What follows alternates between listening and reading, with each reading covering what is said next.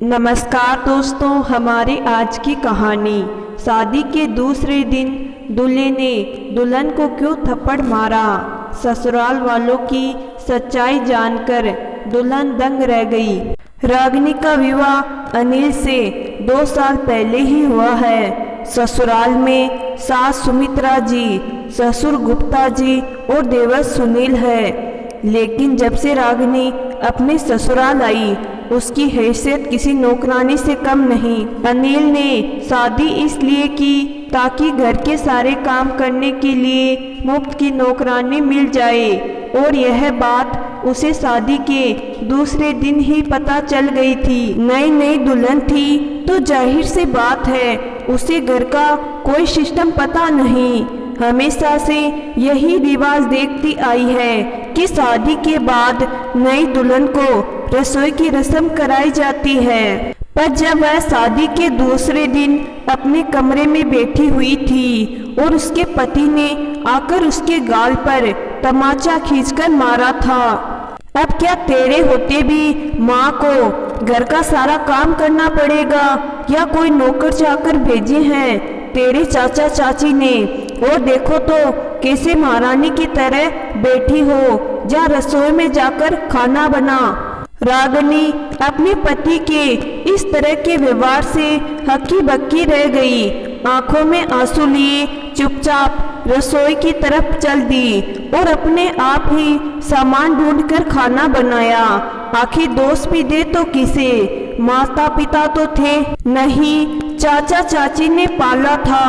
18 की होते ही चाचा चाची ने अपने सिर का बोझ हटा दिया था और कुछ पैसे लेकर अनिल से उसका विवाह करवा दिया।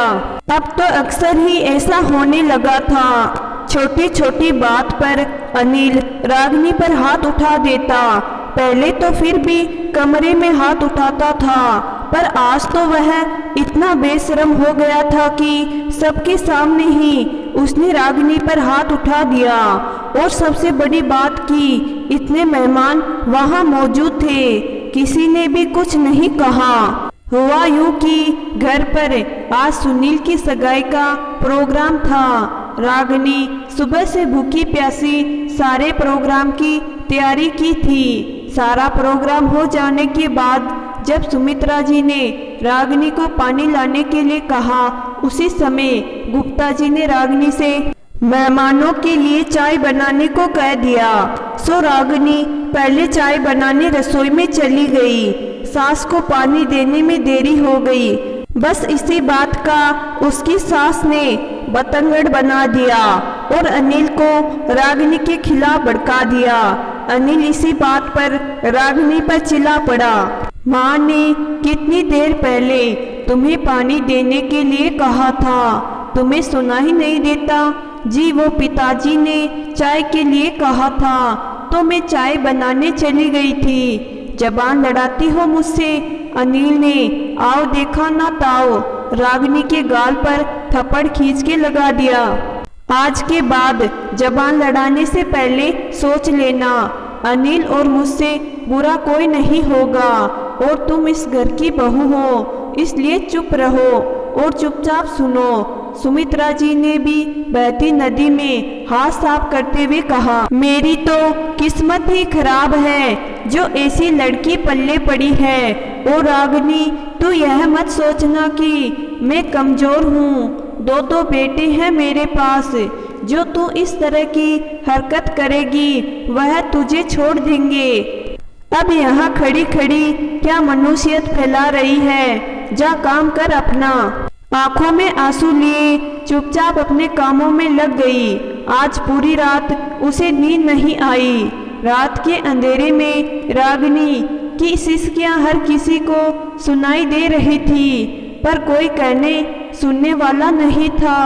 आज फिर अनिल ने रागिनी पर हाथ उठाया, और ससुराल में ऐसा कोई नहीं था जो रागिनी के दर्द को समझ सके। दूसरे दिन जब वह कमरे के बाहर आई तो उसे देखकर उसकी सास फिर चिल्लाने लगी, अरे मनोज लड़की, यह क्या हरकत करी है तूने? जरा सी शर्मो हया है या नहीं तुझ में? अरे माँ क्यों सुबह सुबह चिल्ला रही हो? नींद खराब कर दी। क्या हो गया? अरे क्या हो गया? क्या पूछ रहा है? देख तेरी पत्नी को कैसी हरकतें करी है। जब सबने रागिनी की तरफ देखा, उसके मांग में सिंदूर नहीं था। वो मांग में सिंदूर लगाना भूल गई थी और उसकी मांग बिल्कुल खाली थी। देखकर अनिल आग बबूला हो गया। जैसे ही उसने रागिनी को मारने के लिए हाथ उठाया, वैसे ही रागिनी ने उसका हाथ पकड़कर रोक दिया। बस बहुत हो गया, बहुत बर्दाश्त कर लिया मैंने। अब एक बार भी मुझ पर हाथ उठाया ना तो मेरा भी हाथ उठ जाएगा। अपने पति से जबान लड़ाती है, तुझे शर्म नहीं आती? और यह सिंदूर तो सुहाग की निशानी होती है। तेरा पति तो जिंदा है, इसे उतार कर क्यों आई है बाहर? सुमित्रा जी ने चिल्लाते हुए कहा। तभी रागिनी जोर से चिल्लाते हुए बोली, बस बहुत हुआ। आप लोगों ने मेरे आत्मसम्मान को बहुत ठेस पहुंचाई। हर चीज की कोई सीमा होती है। इंसान हूँ, कुछ गलतियाँ हो जाती है मुझसे, तो इसका यह मतलब नहीं है कि आप लोग बेवजह मेरे पर हाथ उठा लोगे। कल सगाई प्रोग्राम के काम में बिजी होने के कारण मांग में सिंदूर लगाना भूल गई थी। आज के बाद आप लोगों ने मुझ पर कोई भी अत्याचार किया तो मुझसे बुरा कोई नहीं होगा।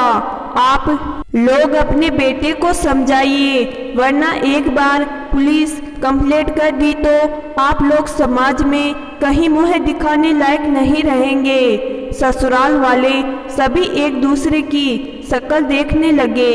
अपनी बहू का ऐसा रुद्र रूप देख करके घर के सभी लोग हैरान हो गए। उस दिन के बाद अनिल ने कभी भी रागिनी पर हाथ नहीं उठाया और रागिनी इतना समझ चुकी थी कि अपने लिए खुद ही लड़ना पड़ता है। तो दोस्तों, मैं आशा करती हूँ कि आज की कहानी आपको जरूर पसंद आई होगी।